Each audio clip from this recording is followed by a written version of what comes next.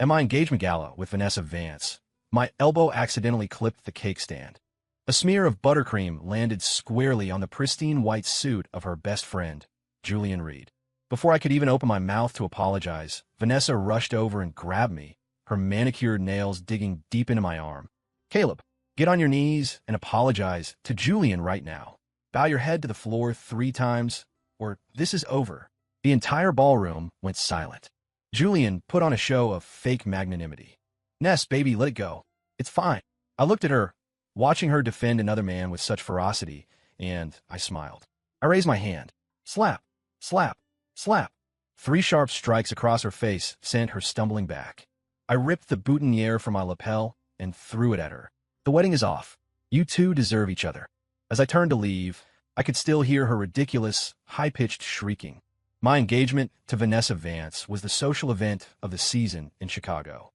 Crystal chandeliers blinded the guests, and the champagne tower was stacked higher than a man. The air was thick with the scent of expensive perfume and hollow laughter. I stood in the center of the ballroom, accepting congratulations from all sides. "Mr. Sterling, congratulations. A power couple for the ages. The merger of the Sterling and Vance families means you'll own this city." I held my glass, a practiced smile plastered on my face. Inside, I felt nothing. It was a business merger, a transaction. I understood that. Vanessa clung to my arm, beaming.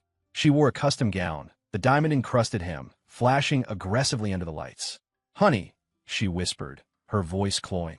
"When we cut the cake, make sure you turn to your good side for the photographers." I nodded. My mind was already on the acquisition contract I had to sign the next morning. The MC on stage droned on with the usual platitudes. The music swelled. It was time for the cake. A 7-tier monstrosity was wheeled out, topped with 2 sugar figurines. Vanessa and I stood shoulder to shoulder, gripping the silver knife. Camera flashes erupted like a strobe light storm. After the cut, I turned to grab a napkin. That's when my elbow hit the dessert plate next to me. The silver platter hit the floor with a deafening clang. The slice of decorative cream cake launched into the air, tracing a perfect arc before splat. It landed with sniper-like precision on Julian Reed's white Armani suit. Cream smeared from his chest down to his waist. White suit, yellow cream. The contrast was comically sharp. The room froze. All eyes locked onto us. Julian stood there, looking down at the mess. He didn't speak. Vanessa detonated first. She spun around, seizing my arm. Her nails pierced my skin. "Caleb."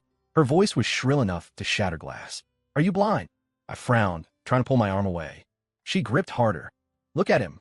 Look at what you did to Julian's clothes." She pointed a trembling finger at the stain. "That is custom Armani. Julian bought it specifically for tonight." Julian finally looked up.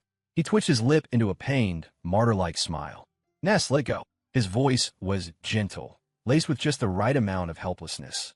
"Caleb didn't mean it. Today is a big day. Let's not make a scene." He shot me a smile. His eyes were clear, his posture perfect. If I hadn't caught the flicker of triumph in his gaze, I might have bought it. Vanessa only got more agitated. "Why should I let it go?" She yanked me toward him. "Caleb Sterling, you will apologize to Julian. Here, now, immediately." I stood my ground. I said, "Apologize." "Ow, on your knees." She spat the words out. Not loud, but clear enough for everyone nearby to hear. "Excuse me." I said, "Get on your knees." Vanessa tilted her chin up, her eyes full of entitlement. "Kneel down to Julian and bow your head 3 times. Then, and only then, will I let this go." The crowd gasped. Whispers spread like a tide. "Kneel? Is she serious? Bow his head? Vanessa has lost her mind. At his own engagement party." Vanessa ignored the noise. She stared me down. "Look at what you did to him. He is the most important person to me. You have to kneel, or there is no wedding." The most important person. I tasted the words. I looked at the woman who was supposed to be my fiancée tomorrow. I watched her try to force me to my knees in public for another man. I laughed. It was absurd. Julian was still playing the peacemaker. "Ness, don't be like this. Caleb is a man of status. Don't embarrass him." "Embarrass him?" Vanessa cut him off. "Did he think about your embarrassment when he ruined your suit?" She glared back at me. "Caleb, I'm counting to 3. If you don't kneel, I'm walking out." 1. The silence was terrifying. Everyone held their breath, waiting to see how this farce would end. 2. Vanessa's eyes were resolute, as if I had committed an unforgivable sin. Julian stood behind her, struggling to suppress a smirk. He was laughing at me. 3. Smack. I raised my hand. The first slap hit Vanessa's left cheek. Hard. Her head snapped to the side, hair flying across her face. Dead silence. Vanessa cupped her cheek, slowly turning back. Her eyes were wide, filled with disbelief. You dare hit me? Smack. The second slap. Right cheek. Symmetry. Smack. The third. Back to the left. 3 strikes. Crisp and loud. Vanessa stumbled back, twisted her ankle in her heels, and collapsed onto the floor. Her elaborate updo fell apart. Bright red finger marks bloomed on her face. Her lips split, bleeding slightly. She sat there, looking up at me. Her expression shifted from shock to rage, then to pure venom. Caleb, the engagement is canceled. I interrupted her. My voice was calm, like I was commenting on the weather. I ripped the silk flower from my chest and tossed it. It hit her face and fell in her lap. Red petals scattered on the floor. You two are a perfect match. I turned around. I didn't look at her. I didn't look at the stunned guests. I walked straight for the double doors. Behind me, Vanessa's hysterical screaming erupted. Caleb Sterling, you will regret this. I'm telling you, you're going to regret this. Regret. I pushed open the heavy doors. The hallway was quiet, the plush carpet swallowing the noise. I walked to the elevator and hit the down button. The door slid open. I stepped in. The door slid shut. The mirrored walls reflected my face. Calm, indifferent. There was even the ghost of smile on my lips. The elevator descended. First floor. The doors opened. I walked out, crossing the hotel lobby. The night wind hit me, carrying the chill of early autumn. My driver was already waiting. I got in. Oh, as the car pulled away, the brightly lit hotel receded in the rearview mirror. I leaned back and closed my eyes. It wasn't Vanessa's twisted face flashing in my mind. Not Julian's smug smile. It was my father's voice from the study last night. The Vance family expanded too fast. Their capital chain is snap tight. They need our injection desperately. They're the ones begging us for this marriage. Caleb, you know what to do. I knew. That's why I agreed. That's why I tolerated Vanessa's tantrums. That's why I stood there today. But I hadn't calculated one thing. I hadn't calculated that she was stupid enough to force me to my knees for another man in public. Good. It saved me the trouble. The next morning, O'Hare International Airport. I wore a simple black trench coat, carrying only a carry-on. Marcus followed me, reporting in a low voice. The chairman has already spoken with the Vance family. What did they say? Mr. Vance is furious. He demands an explanation. An explanation? I laughed. Tell him the explanation is that the wedding is off and all cooperation is terminated. The funds they advanced. I want them returned within 3 days. Understood. And the media? The press release is out, Marcus said. Title: Sterling and Vance families cancel union. Business unaffected. Not enough. I stopped walking. Change it to engagement, gala, chaos. Vance heiress's misconduct shatters alliance. Marcus paused. If we write that, the Vance family might. I want them embarrassed, I said, looking him in the eye. Do as I say. Yes, sir. We reached the gate. I looked out at the gray sky. It looked like rain. Mr. Sterling, Marcus hesitated. You're just leaving? What else? The board. The uncles might. They'll understand. I stepped toward the jet bridge. Compared to a stupid woman who tries to make her fiancé kneel in public, my current choice is far more profitable for them. I boarded the plane. The cabin door closed. Taxi, takeoff, ascent. Chicago disappeared beneath the clouds. I leaned back and pulled out my phone. The screen lit up with a notification about last night. The photo showed Vanessa sitting on the floor, clutching her face, her eyes full of venom. The headline was screaming, "Billionaire engagement nightmare. Sterling Air cancels wedding on the spot." I stared at it for a few seconds, locked the screen, closed my eyes. The plane pierced the clouds. A slight turbulence shook the cabin. Just like that absurd party. Chaos, then silence. 3 years. Not long, not short. Just enough time to drag someone from the clouds into the mud. And just enough time for someone else to climb even higher. When the plane landed back in Chicago, it was an overcast day. I walked out of the jet bridge to find Marcus waiting. Mr. Sterling. He took my briefcase. 3 years had made him look more seasoned. The car is ready. I nodded and walked through the VIP channel. Outside the window, Chicago rushed by in reverse. Familiar yet strange. New malls, new condos, new billboards. The city seemed unchanged, yet everything was different. Everything at the office is prepared. Marcus handed me a tablet. News of your return is out. The stock jumped 7 points at opening. And Vance Corp? I looked out the window. Marcus was silent for a second. Teetering on the edge, he pulled up another report. Debt ratio over 200%. Banks have cut them off. 3 major suppliers sued last week to freeze assets. Employee wages are 2 months behind. Half the management has fled. And Vanessa? Marcus paused. She put her father in the hospital last month. Aneurysm. He's still in the ICU. I didn't speak. I watched the city center approach. The building that used to bear the golden letters Vance Group now looked dim, like a dying man taking his last breath. The car entered the loop. We turned a corner. Sterling Tower rose before us. Brand new, towering, its glass curtain wall reflecting the gloomy sky. This was the project I launched before I left. In 3 years, it had become Chicago's new landmark, and the first signal of my return. The car stopped at the main entrance. I was about to get out when a figure suddenly rushed from the side, threw herself in front of the car. Thud! She dropped directly to her knees. Her knees hit the cold marble pavement with a dull, heavy sound. I sat in the car, looking through the windshield at the person. Vanessa. I almost didn't recognize her. She was skeletal, cheeks hollow, dark circles bruising her eyes. She wore a dated dress, the fabric wrinkled, the cuffs pilling. Her hair was a mess, strands plastered to her sweaty forehead. No makeup, sayo skin, cracked lips. She was a different species from the arrogant heiress in couture who had demanded I kneel. She knelt in front of the bumper, hands on the ground, forehead resting on her hands. A posture of perfect submission. Caleb. She spoke, her voice raspy like sandpaper on wood. I was wrong. I was really wrong. She lifted her head, tears mixed with mucus smearing her face. I was out of my mind back then. I didn't know what I had. I shouldn't have treated you like that. I shouldn't have forced you. She cried as she bowed her head to the ground again, the thumping sound audible even inside the car. Please, please forgive me. The family is finished. Dad is in the hospital. The company is collapsing. Only you can save us. Caleb, please. She crawled forward, trying to grab the door handle. I'll do anything. I'm willing to do anything, as long as you help the Vance family. Please. I sat in the car, motionless, watching her through the glass, watching her pathetic face, her tears, her abasement, her despair.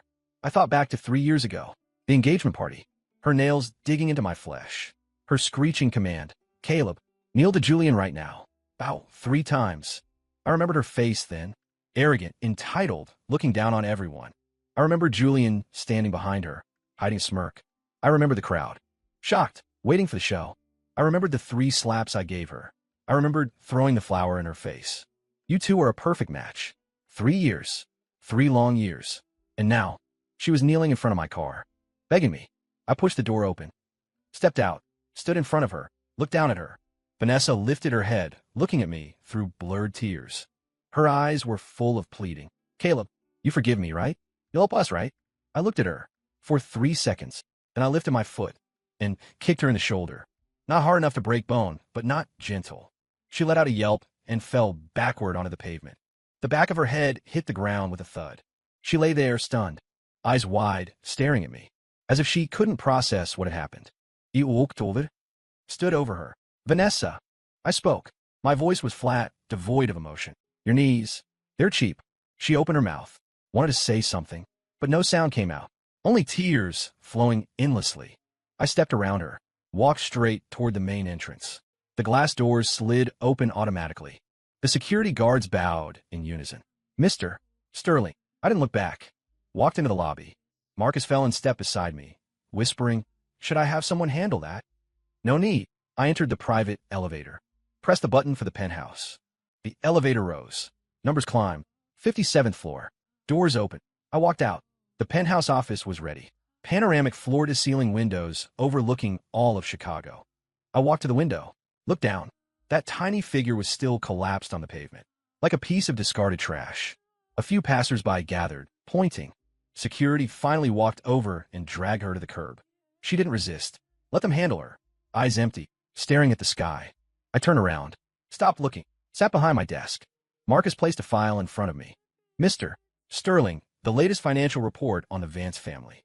It's worse than we estimated. I flipped it open, glanced at it. Debt, lawsuits, seizures, liquidation. Every word spelled despair. I walked to the wet bar and poured a whiskey. Amber liquid swirled in the glass. Like the lights of this city. Flashy, fragile. Sir, Marcus hesitated. The Vance assets. Are we acquiring them? I took a sip. The burn traveled down my throat to my stomach. No rush, I said. Let her kneel for a few more days. Let her understand. She tried to make me kneel back then. Now, I want her to kneel until she dies.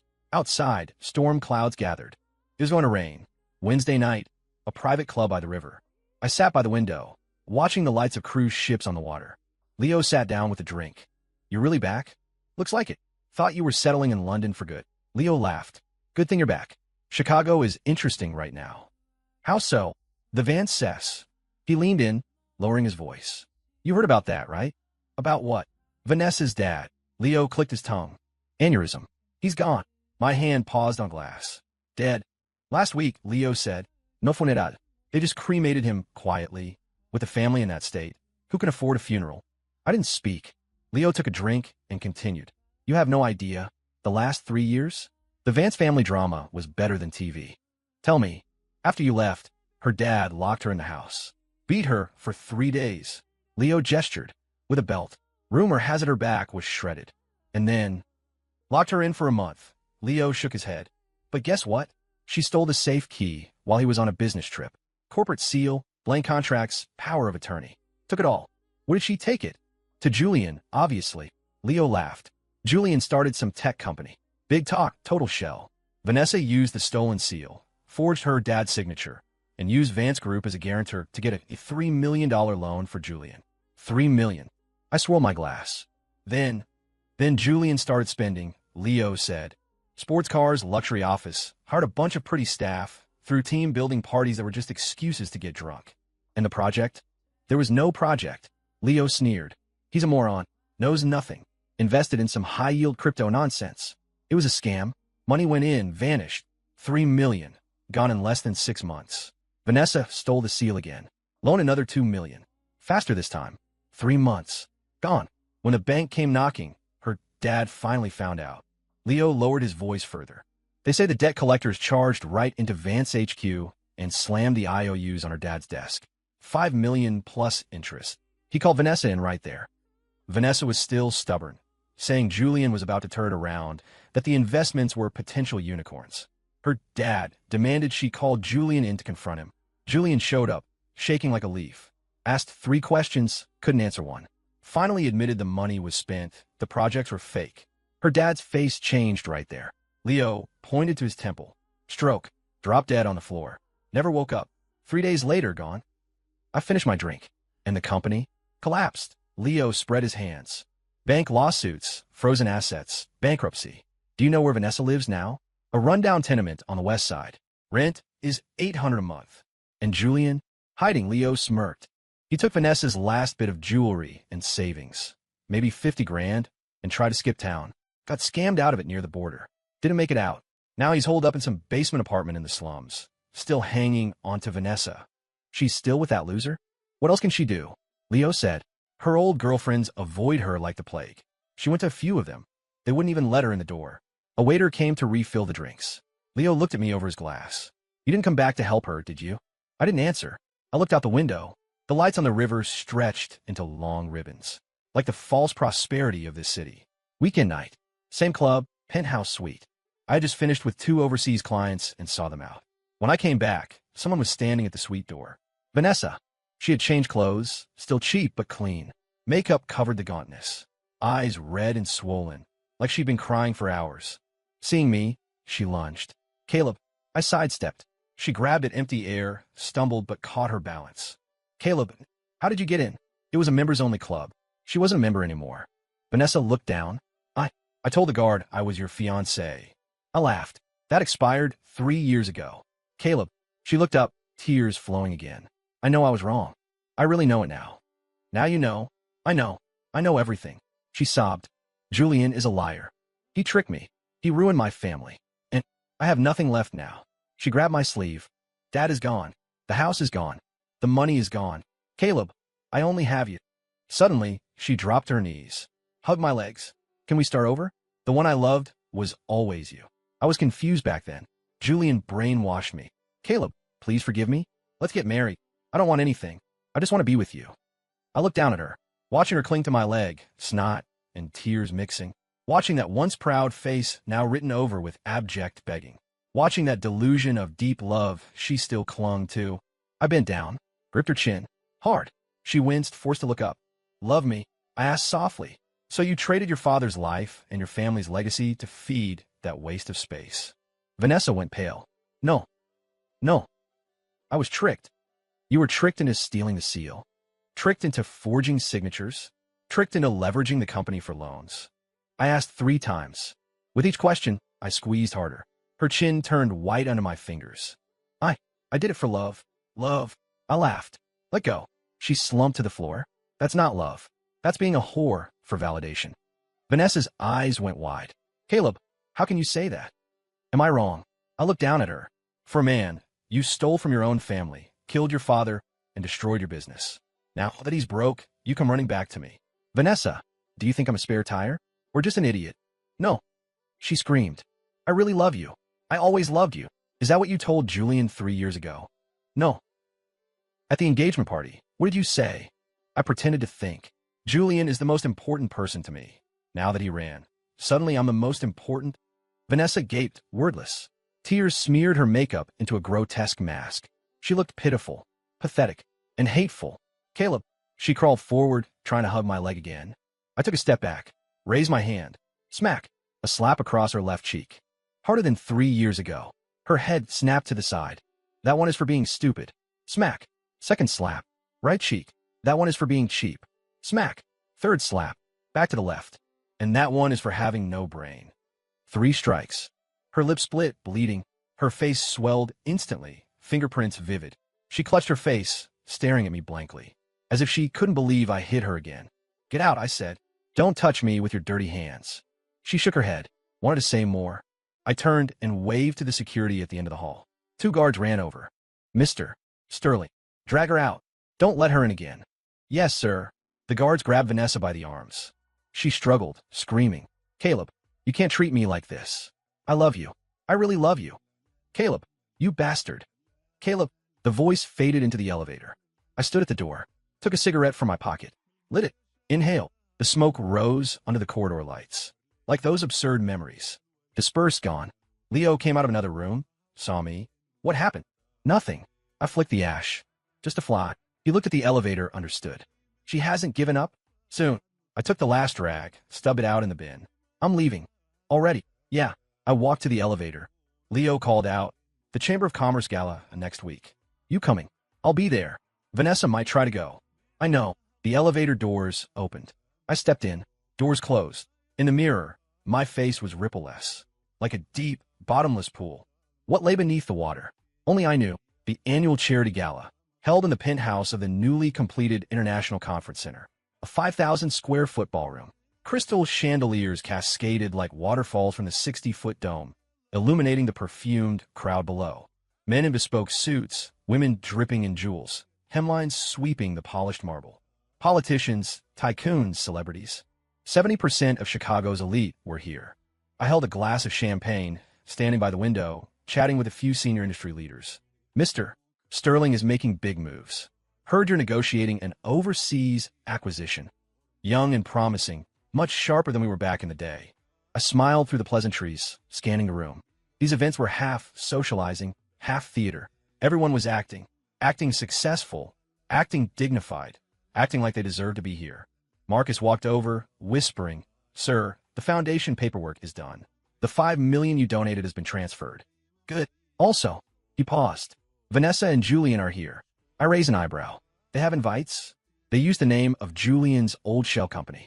The invitation should have been voided 3 months ago, Marcus said. The door staff is new, didn't check closely. Where are they? 9 o'clock, near the buffet. I looked over. Sure enough, Vanessa wore an out-of-season knockoff gown. Cheap fabric, bad fit. Heavy makeup couldn't hide the dark circles and wrinkles. Julian stood next to her. His suit was wrinkled, tie crooked, hair greasy, like it hadn't been washed in days. They held glasses, weaving through the crowd, like they were hunting. Should I have them removed? Marcus asked. Not yet, I said. Let's see what play they're running. Almost immediately, the noise started. Vanessa's voice suddenly spiked, shrill and laced with forced excitement. Mr. Henderson, Mr. Carter, what a coincidence. She blocked 2 middle-aged men trying to leave. I knew them. Real estate moguls turn investors cash rich. Henderson and Carter stopped, looking confused. They clearly didn't recognize her. Vance Corp was dead. Richard Vance was dead. This Miss Vance was a nobody. But given the setting, they nodded politely. Miss Vance, is there something? Yes. Good news. Vanessa beamed, pulling Julian forward. This is my friend Julian Reed. He has his own startup. It's doing amazing. Julian shoved a business card forward. The business card was printed on cheap stock. Reed Vance Tech. Title, CO. Henderson took it, glanced at it, said nothing. Carter didn't even take one. Miss Vance, we're busy. Don't be in a rush. Vanessa blocked their path. Julian's company has a huge project. Guaranteed returns. We're looking for strategic investors. She lowered her voice, acting secretive. Plus, I'll tell you some inside info. She paused, ensuring those nearby could hear. You know Caleb Sterling, right? Henderson and Carter frowned. Caleb and I, we're very close. Vanessa straightened her back, voice getting louder. We're getting back together. The wedding date is already set. So, a little favor like this, Caleb will definitely help Julian for my sake. If you invest now, you're getting in on the ground floor. Once Caleb gets involved, the project will fly. 10 times the return minimum. She spoke with manic energy. As if it were true. Julian nodded eagerly beside her. Mr. Henderson, Mr. Carter, we're just starting, but with Vanessa's connections, resources aren't an issue. With Mr. Sterling, it's just one word. People were starting to look. Whispers. Sterling back with Vanessa? Impossible. Vance Corp is dead. But she sounds so sure. Henderson and Carter wavered. They looked at Vanessa, then Julian. They hesitated. If Caleb Sterling really was involved, maybe this project really was. I set down my glass, walked over. The crowd parted automatically. All eyes focused on me. Vanessa was still rambling. Don't worry, Caleb listens to everything I say. We had a little tiff at the engagement party years ago, but now he's come back to find me. Then she saw me. Her voice cut off. The smile froze on her face. The blood drained away instantly. Her lips trembled, unable to form a word. Julian saw me too. His hand shook. Wine almost sloshed onto the floor. I walked up to them, stopped, looked at Henderson, then Carter. Gentlemen, what project are you interested in? Henderson laughed awkwardly. Mr. Sterling, we were just chatting. Is that so? I turned to Vanessa. But I heard you're using my name to solicit investment for this loser's shell company. Vanessa gaped. I didn't. You didn't. I smiled. Didn't you just say it quite loudly? Everyone in the hall heard you. I reached out and took the wine glass from Julian's hand. He didn't dare resist. I swirled the glass. Red wine rippled, looking like blood. Vanessa. I said her name. Since when is my reputation yours to use? She trembled. Caleb, let me explain. Explain what? I cut her off. Explain how you're using my name to scam people into funding this waste of space. I raised my hand. Splash. The entire glass of red wine poured over her head. Dark red liquid ran down her hair, her cheeks, her neck, soaking the cheap dress, blooming into a massive stain on her chest. Vanessa stood frozen, motionless, like a statue doused in paint. Wine dripped from her chin to the floor. Drip, drip. The room was deathly silent. Everyone watched this sudden humiliation. I looked at Vanessa's wine-streaked face, at the terror in her eyes, the despair, the disbelief. 3 years ago, I said, my voice wasn't loud, but it carried. At our engagement, you told me to kneel, to Julian, to bow my head. I pointed to Julian. Now, both of you, kneel, lick this wine off the floor, and I might consider leaving you a shred of dignity. Vanessa shook her head violently. No. Caleb, you can't. I can't. I laughed. You seemed to think you could back then. Julian stepped back, wanted to run. I looked at him. You take one step, and I guarantee you leave Chicago on a stretcher. He froze, face white as paper. The two stood there, rigid, like wooden puppets. I lost patience. Raised my hand. Smack. A slap across Vanessa's face. Heavy. She stumbled, crashing into a nearby buffet table. Plate shattered. Smack. Another slap across Julian's face. He flew backward, knocking over a champagne tower. Glass shattered. Alcohol sprayed everywhere. They fell to the floor. Vanessa clutched her face, sobbing. Julian curled up, terrified to move. I turned to the guests. Everyone. I spoke. These two people, from today on, are blacklisted in Chicago business. Anyone who works with them, lends to them, or even speaks to them, I paused, is an enemy of Caleb Sterling. An enemy of Sterling Enterprises. Is that clear? Silence. Then nodding. No one dared breathe. I waved. Security ran over. Mr. Sterling, throw them out. Yes. For guard stepped up, grabbing Vanessa and Julian, dragging them out like dead dogs. Vanessa struggled, screaming, Caleb, you can't do this. I love you. Caleb, you bastard. Caleb, the voices faded. Outside the ballroom. On the floor, red wine, mixed with champagne, pooling into a dirty stain. Like their lives.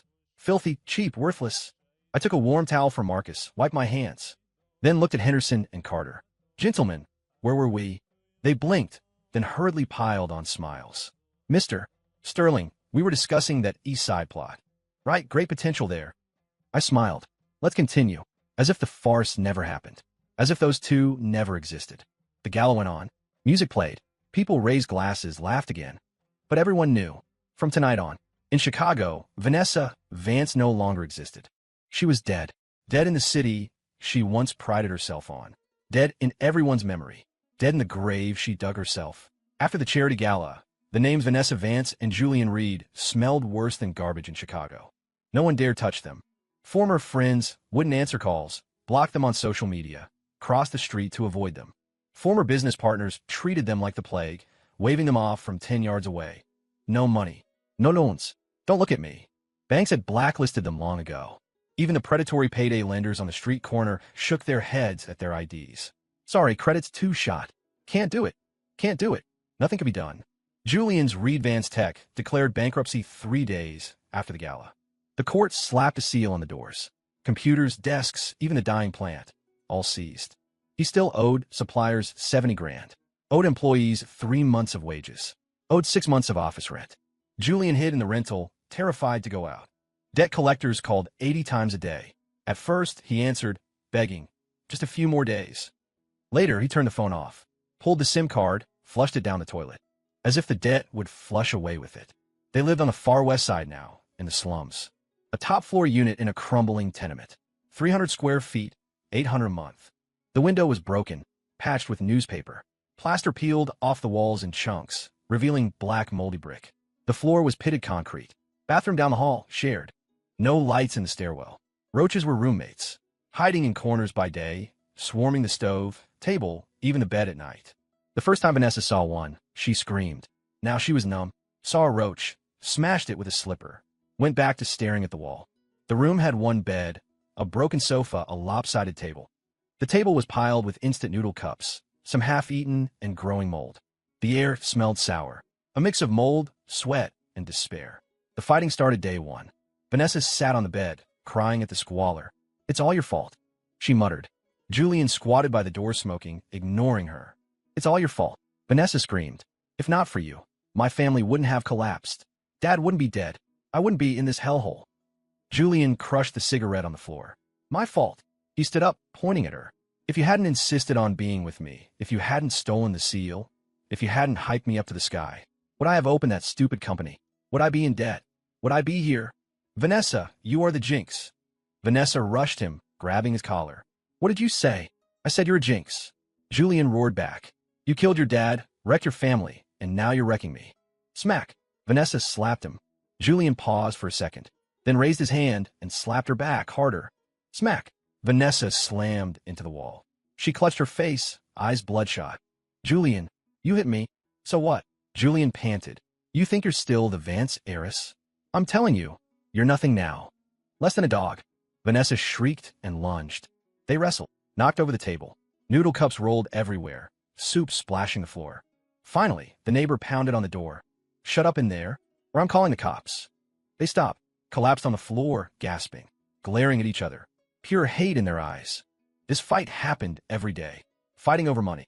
Do you have any cash? Where would I get cash? You hid jewelry. You gambled it away. Bullshit. When did I gamble? Last week. You lost 300 at poker. That was networking. Networking my ass. Fighting over life. Toilets clogged again. Fix it. Why me? It's your house. It's your ancestors' house. Fighting over the past. If you hadn't forced Caleb to kneel, would he have canceled? If you hadn't seduced me, would I have looked at you? Me seduce you. You threw yourself at me. Liar. Arguments always turned physical. Slaps, hair pulling, kicking. Everything breakable was already broken. Just the bed and the sofa left. Even the bowls were chipped. Neighbors called the cops 3 times. Police came, mediated, left. Next time, same thing. Even the cops got tired. The last time, the young officer looked at the mess and shook his head. Folks, keep this up and you'll both spend the night in the tank to cool off. Heads down, silence. Cops left. Fight resumed. Winter came. Chicago's winter is brutal. The cold drills into your bones. No heating in the rental. The window leaked. Newspaper couldn't stop the wind. They had one thin quilt. Shivering at night. Vanessa suggested a space heater. Julian said no money. That coat of yours, can't we pawn it? Vanessa's coat. Max Mara bought 3 years ago for $2,000. Now the pawn shop offered $50. 50 is 50, Julian said. Better than freezing to death. Vanessa hugged the coat, refusing. It's the only nice thing I have left. Nice my ass. Julian grabbed it. Who are you dressing up for? They fought again, this time viciously. Julian wrestled the coat away, headed for the door. Vanessa tackled his legs. Give it back. Get off. Give it back. Julian kicked her. Once, twice. Vanessa wouldn't let go. Julian panicked, grabbed her hair, slammed her head against the wall. Thud, thud, thud. Vanessa screamed. Let go. Julian bolted with the coat. Vanessa scrambled up, chased him. The stairs were dark. She slipped, tumbled down, headed a pile of junk in the corner. Cut open. Blood ran down her forehead. She lay on the ground, watching Julian's retreating back. Suddenly laughed until she cried. Julian didn't get far. Just outside the alley, 3 men blocked him. Loan shark enforcers. The leader was a bald guy with a dragon tattoo on his neck. Julian, money. Julian shook. Vinny, please, a few more days. Days my ass. Vinny kicked him in the stomach. 6 months. Pay up today or lose a leg. Julian knelt, banging his head on the ground. Vinny, I really have no money.